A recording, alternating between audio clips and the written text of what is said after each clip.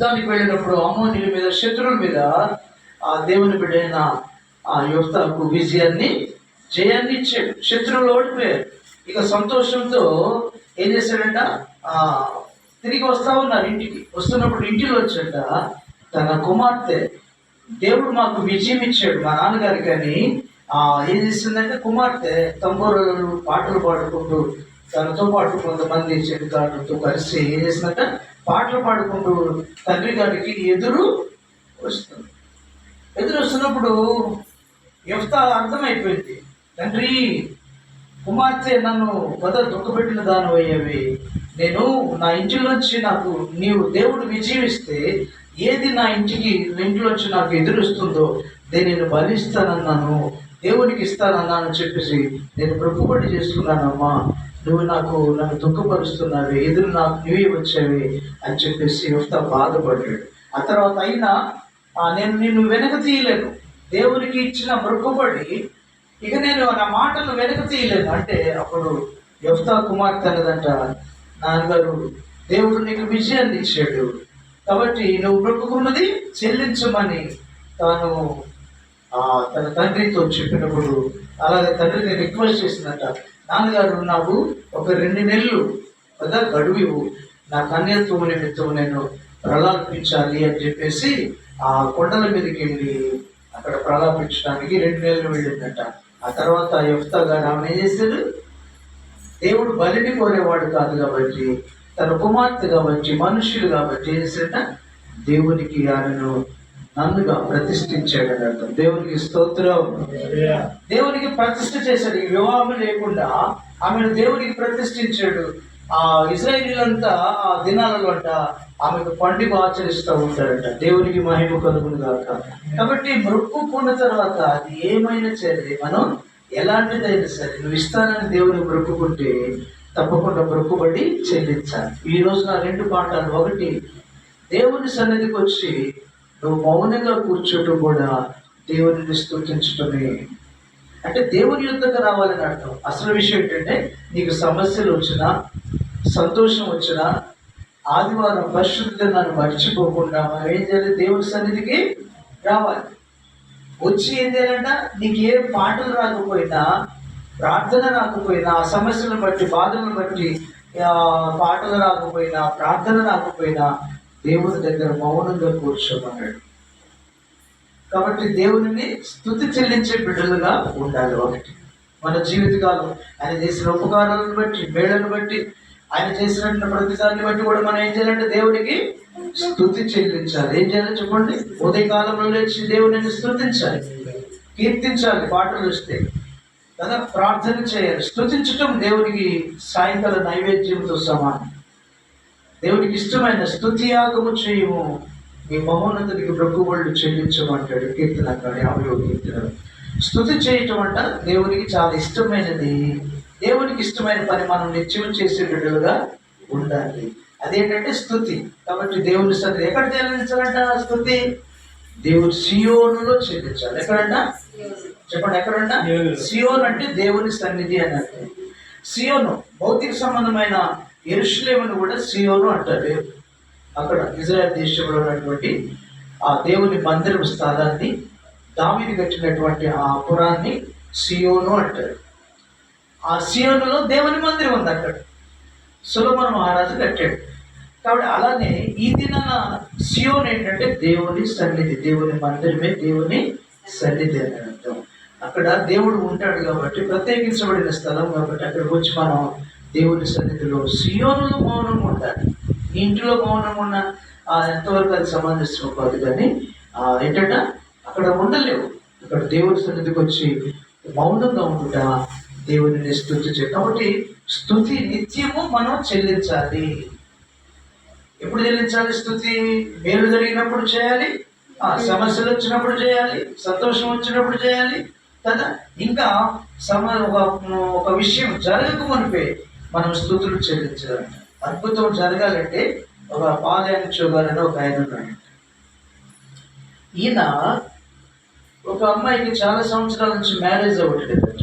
Marriage కాబోతుంటే ఏం చేశారంట, ఆ తల్లి ఆ పాలయాన్ని గారి దగ్గర తీసుకొచ్చిన ఆయన ఈమెకు చాలా సంవత్సరాల నుంచి వివాహం కావట్లేదు, ప్రార్థించమని పాలెంచు మాస్టర్ గారిని అడిగిందంట. తను అడిగినప్పుడు ఏం చేస్తుందంట, పాలెంచు గారు ముందుగానే చెప్పాడట, నీకు ఎలాంటి భర్త కావాలి, ఏం కావాలి, ఎంత చదువుకోవాలి, ఎంత వయసు, ఏ రకంగా ఉండాలి, అవన్నీ రాసుకొని దేవుని సన్నిధిలో పెట్టమ్మా అన్నాడు. ఏమన్నాడు చెప్పండి? దేవుని సన్నిధిలో ఆ పేపర్ పెట్టి నువ్వు రోజు ప్రభువా నీవు ఇచ్చినందుకు, ఇలాంటి భర్తను నాకు ఇచ్చినందుకు స్తోత్రాలయ్యా అని దేవుని స్తుతించు, అప్పుడు తప్పకుండా నీకు ఇస్తాడు. ఎన్నో సంవత్సరాలు వివాహం కాలేదంట. పాస్టర్ గారు చెప్పినట్లుగా తనకున్నటువంటి ఆ స్ట్రక్చర్ని, బాడీని, ఇలాంటి భర్త కావాలి, ఇలాంటి వ్యక్తి కావాలి, ఇలాంటి ఉద్యోగం కావాలి, ఇలా సేవ చేసేవి కావాలి అని చెప్పేసి ఆమె రాసుకొనిట దేవుని సన్నిధిలో పెట్టి ప్రభువా మీరు ఇచ్చినందుకు స్తోత్రాలని స్తుతులు చెల్లించిందంటే ఏం చేసినప్పుడు ఏం చెల్లించింది? ముందుగానే జరగక మునిపే, తన అవసరత తీరక మునిపే దేవుని సన్నిధిలో ఆ అవసరత కోసం ప్రభువా మీరు ఇచ్చినందుకు, ఇలాంటి భర్తను ఇచ్చినందుకు నీకు వందనాలే అని దేవుని స్తుతులు చెల్లించిందంట. 2 నెలల్లోనే అలాంటి సంబంధం వచ్చిందంట, వివాహం అయిపోయిందంట అని సాక్ష్యం బుక్కులు రాసేది. కాబట్టి మనం కూడా స్తుతులు ఏదైనా అవసరంగా మన ప్రార్థన దేవుని సన్నిధిలో ప్రార్థనలు అడిగినప్పుడు, అవి మనం పొందుకున్నామని దేవుని స్తుతించినప్పుడు తప్పకుండా అవి మనం చూస్తాం, మనకిస్తాడు. ఇప్పుడు నేను స్తుతిస్తూ ఉన్నాను దేవుని. ఎన్నో సంవత్సరాల క్రితం నాకు దేవుడు విజన్ ఇచ్చాడు. ఏ విజన్ ఇచ్చాడు? నేను నిన్ను గొప్పవాడిగా మంచి పరిచర్య నీకు ఇస్తాను అన్నాడు. అన్నాడా లేదా? అన్నాడు. అంటే ఇప్పుడు ఇంతవరకు నిరీక్షణకు ఆధారం లేదు అసలు. ఎంతో పరిచయం, ఇప్పుడు 20 ఏళ్ళ నుంచి సేవ చేస్తున్నాను, కానీ నేను నిలబడటానికి నాకు స్కోప్ అయితే స్థలమే దొరకదు. అయినా నేనేం చేస్తున్నా? నిరీక్షిస్తున్నా. చెప్పిన వాడు ఎవరు? నా దేవుడు. దేవుడు నమ్మదగిన వాడు, శక్తిమంతుడు, బలవంతుడు. కాబట్టి ఆయన మాట మీద నేను నమ్మకం వచ్చాను. ఇప్పటికీ నేనేం చేస్తా? ప్రభువా నీవు చెప్పిన మాట నెరవేరుస్తున్నందుకు వందనాలని రోజు దేవుని స్తుతిస్తూనే ఉంటాను. ప్రభువా మీరు ఇచ్చిన ఫౌండేషన్ ఇచ్చినందుకు వందనాలు, లేకపోతే పరిచయం ఇచ్చినందుకు వందనాలు, అనేక ఆత్మలను మీరు ఇచ్చినందుకు వందనాలు, మందిరాలు ఇచ్చినందుకు వందనాలు, పరిచయం విస్తరణ ఇచ్చినందుకు వందనాలు. దేవుని ఆయన చెప్పాడు కాబట్టి నేను దేవుని స్తుతిస్తున్నాను కాబట్టి తప్పకుండా అద్భుతాలు. ఆ పాప విషయంలో, భర్త విషయంలో ముందుగానే దేవుని స్తుతించినప్పుడు ఎలా అద్భుతం చేశాడు, మన పరిచయంలో కూడా అద్భుతాలు చేస్తాడు. అబ్రహాము గారు 100 ఏళ్ల వరకు కూడా సంతానం ఇవ్వరా, దేవుని నేను నమ్మాడు, నమ్మకంగా ఉన్నాడు. 100 సంవత్సరంలో మాటను నెరవేర్చాడు దేవుడు. మాటను నెరవేర్చడం సమర్థుడు మన ప్రభు అయిన యేసు. నువ్వు మాట ఇస్తే తప్పడు. నువ్వు మాట తీసుకోవాలి దేవుని దగ్గర నుంచి. నువ్వు మాట తీసుకోవాలంటే ఆయన నమ్మకంగా జీవించాలి. వాగ్దానం మాట అంటే దేవుని వాగ్దానం అంతప్పుడు నమ్మితే ఆయన నీకు మాట ఇస్తాడు. మాట ఇస్తే మాట తప్పని దేవుడు మన ప్రభు అయిన యేసు. దేవునికి స్తోత్రం.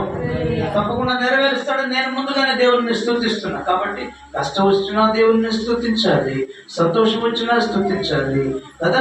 ఇంకా బిఫోరే మనం దేవుడిని కృతజ్ఞతాస్తుతులు చెల్లించేబట్టుగా ఉన్నప్పుడు అద్భుతాలు చేస్తాం. కాబట్టి ఈ రోజున ఒకటి పాట ఏంటంటే, దేవుని నిత్యము స్తుతించేవారుగా ఉండాలి, స్తుతులు చెల్లించాలి అనే పాట.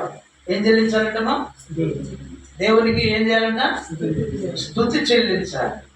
పాటల ద్వారా, కంజర్ల కదా, వాయిద్యముల ద్వారా నీకు ఏ తలాంత్ ఇస్తే ఆ తలాంత్ ద్వారా నీవు దేవుని స్తుతులు చెల్లించాలి. మూడో స్తుతి ఏంటంటే దేవుని సన్నిధి గురించి మౌనంగా కూర్చుంటూ కూడా దేవుడు దానిని స్తుతిగా ట్రీట్ చేస్తాడట. కాబట్టి స్తుతులు చెల్లించే బిడ్డగా ఉన్నాడు. రెండవది మొక్కుబడి చెల్లించాలి. ఏం చేయాలంట? మొక్కుబడులు చెల్లించాలి. మనం తెలియకుండా మొక్కుకుంటాను. నేను మొక్కుకున్నాను. యెఫ్తా గారు మొక్కుకున్నారు. ఏమని? విజయం ఇస్తే, శత్రువుల మీద మాకు విజయం ఇస్తే నా ఇంట్లోంచి ఏది నాకు ఎదురొస్తే దాన్ని ఇస్తానయ్యా బలిగా, లేకపోతే ప్రతిష్ఠిస్తానని మొక్కుకున్నాడు. దేవుడు విజయం ఇచ్చాడు. కుమార్తె ఎదురొచ్చింది, యుద్ధంలో వచ్చి తండ్రికి విజయుడై ఎదురొస్తుంటే ఎదురుపోయింది. కంజరులు పాటలు పాడుకుంటూ బాధపడ్డాడు. అయినా దేవునికి మాట ఇచ్చాడు కాబట్టి తప్పకుండా కుమార్తెను ఏం చేశాడు? దేవునికి ప్రతిష్ఠించాడు. బలి ఇస్తానన్నాడు. బలి అయితే ఏదో జంతువు పొట్టేళ్ళు వస్తే బలిస్తారు, మనుషులను బలి ఇవ్వరు. కాబట్టి మనుషులను ఏం చేశారంట? దేవునికి ప్రతిష్ఠించాడు. నందుగా వివాహం లేకుండా కుమార్తెను దేవునికి ప్రతిష్ఠించారు. ఆమె పేరు ఇప్పుడు పండుగలు జరుగుతూ ఉంటాయంట. దేవునికి మహిమ కలుగును గాక. అలాగే మొక్కుబడి చెల్లించాలి. ఏం చేయాలంట? తప్పకుండా దేవునికి మొక్కుబడి చేసుకోవాలి. ఒక అద్భుతాలు జరగాలంటే మొక్కుబడి చేసుకున్నప్పుడే అద్భుతాలు చూస్తాయి. మరి నేను ఒకటి మొక్కుకున్నాను, ఏది? పిల్లలను నేను సేవకి ఇస్తాను, దేవునికి స్తోత్రం, కూతురు ఇద్దరు శాంతిగా ఇస్తానన్నాను, కానీ సరిగా ఇవ్వాల. వాళ్ళకి వివాహం చేశారు. సరే, వివాహం చేసినప్పుడు సేవలు వీళ్ళు ఎదుగుతారా? నా సేవలు అంటే వీళ్ళు ఏదైనా నొక్కుకున్నాను, కానీ సేవకి వాళ్ళని ఇవ్వాల. ఎన్ని కష్టాలు వస్తున్నాయనుకున్నాం, మా ఇతరమైన శ్రమలు. అర్థమైంది. ఇప్పుడు అంటున్నానయ్యా, నేను పొరపడ్డాను, సేవకి ఇస్తాను, కానీ వాళ్ళని సేవలు నేను నడిపించలేకపోయాను బాధలను బట్టి అని చెప్పేసి ఇప్పుడు పశ్చాత్తాపడుతున్నా. అయినా ఆ శ్రమలు ఇంకా తీరట్లేదు. దేవుడు మొక్కుకోకుండా మేలు అంటున్నాడు. నువ్వు మొక్కుకుంటే ఇచ్చేయాలి త్వరగా, లేకపోతే ఆ శ్రమలు పాలవుతూ ఉన్నాడు. అనేక ఉదాహరణలు ఉన్నాయి. నువ్వు మొక్కుకోకుండా మేలు అని మాట్లాడుతున్నావు. మొక్కుకోకుండా చెల్లించలేకపోతే ఆ తర్వాత అప్పుడు ప్రార్థన చేసుకుని క్షమించే వాడుకో సేవలని ప్రార్థన చేసుకోవాలి. కాబట్టి రెండో విషయం ఏంటంటే దేవునికి మనం మొక్కుబడులు చేసుకోవాలి, మొక్కుబడి చెల్లించాలి. అవును, యేసుక్రీస్తు ప్రభు వారిని కూడా తల్లిదండ్రులు ఏం చేశారు? 8వ రోజున దేవుని ఆలయాన్ని తీసుకెళ్ళి దేవునికి ప్రతిష్ఠ చేశారు. ఎందుకని? ప్రతి తొలుచూలు కూడా దేవునికి సమర్పించాలి. అంటే సమర్పణ అంటే మొక్కుబడి చెల్లించాలి, ప్రతిష్ఠించాలి అనేది దేవుని యొక్క ఆశ. మగపిల్లలైతే ప్రతి మగబిడ్డను దేవునికి ఇవ్వాలి. అది దేవుని యొక్క ఆశ, కాంక్ష, ఆజ్ఞ. కాబట్టి తల్లిదండ్రులు ఏం చేశారట? 8వ రోజున దేవాలయానికి యెరూషలేముకు తీసుకెళ్ళి దేవాలయంలో బాబుని సుమేలు చేతిలో పెట్టి దేవునికి మొక్కుబడి చెల్లించుకున్నాడు. బాబుని చేతులు పెట్టారు. ఆ తర్వాత మొక్కు ఇవ్వాల్సినటువంటి బాబురాలను మొక్కుబడి కానుకలను చెల్లించారు. దేవునికి మహిమ కలుగును గాక. కాబట్టి వాడు తప్పకుండా మనం మొక్కుకోవాలి, చెల్లించాలి. అలా చేసినప్పుడు దేవుడు అద్భుతాలు మన జీవితంలో జరిగిస్తాడు. కాబట్టి ఈ రోజున దేవుడు చెప్తున్న మాటలు, దేవుని స్తుతి చెల్లించడం మర్చిపోవద్దు. దేవునికి స్తుతి చేసే బిడ్డలుగా ఉండాలి. స్తుతి యాగము దేవునికి ఇష్టమైనది. స్తుతి యాగము దేవునికి ఇష్టమైనది. స్తుతి చెప్పండి. ప్రకటన ప్రసంగి గ్రంథంలో ఒక మాట ఉంది. బైబిల్ తడిగా క్షమించండి. హెబ్రీయులకు రాసిన పత్రికలో ఒక మాట చూపించి ముగిస్తాను. హెబ్రీయులకు రాసిన పత్రిక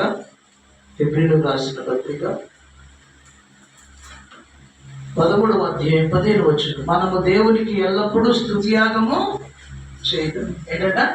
చెప్పండి నాతో. మనము ఎల్లప్పుడూ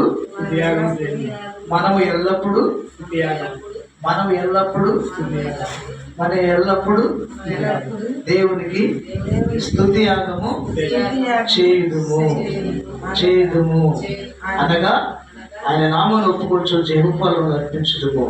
ఉపకారములు ధర్మము చేయ మర్చిపోబడి అట్టి యాగములు దేవునికి ఇష్టమైనవి. ఏంటంటే దేవునికి స్తుతి యాగం అంటే దేవునికి ఇష్టమైన యాగం.